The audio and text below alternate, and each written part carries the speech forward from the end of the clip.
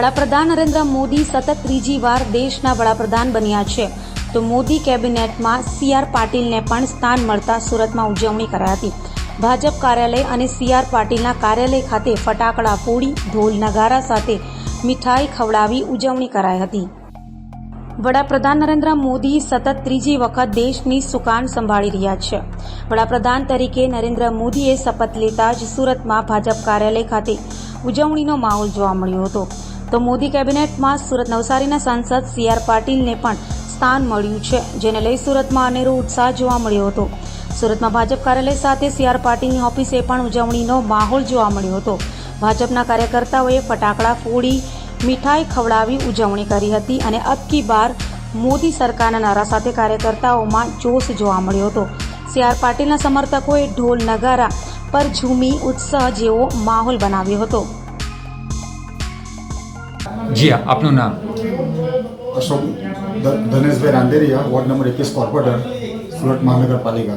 આજે શું પ્રોગ્રામ કરવામાં આવ્યો છે અને કઈ જગ્યા પર? આજે મોદી સાહેબની જે વિશ્વ કક્ષાએ સાહેબ ત્રીજી વડાપ્રધાન બની રહ્યા છે અને નહેરુજી પછી પહેલા વડાપ્રધાન છે કે જે આપણે ત્રીજી વખત સતત બની રહ્યા છે, તેને વધાવવામાં અમે લોકો બધા સાથે ભેગા મળીને કાર્યકર્તાઓ જોઈ રહ્યા છે. શું લાગે છે મોદી સાહેબ ત્રીજી વખત બની રહ્યા છે વડાપ્રધાનમાં? મોદી સાહેબનું દૂરનું વિઝન છે, એ વિઝન સાકાર કરશે ને આપણા ભારત દેશને વિશ્વ કક્ષાએ નામ પહોંચાડશે એવી અમારી શુભેચ્છા છે. અમે સાહેબથી બધા કાર્યકર્તાઓ પણ એ જ અપેક્ષા રાખીએ છીએ.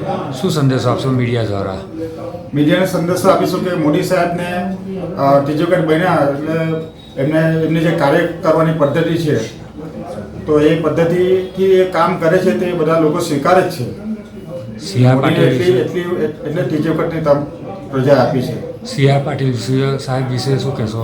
પાટીલ સાહેબ ગુજરાતમાં 26માંથી 25 ઇંચ લાવ્યા છે, એ બધા સાહેબને ખૂબ ખૂબ અભિનંદન. અને સાહેબને મંત્રીમંડળમાં સાહેબના સમાવેશ થવાથી અમે લોકો બધા કાર્યકર્તાઓ મીઠાઈથી અને એનાથી એ કરે છે અમે લોકો.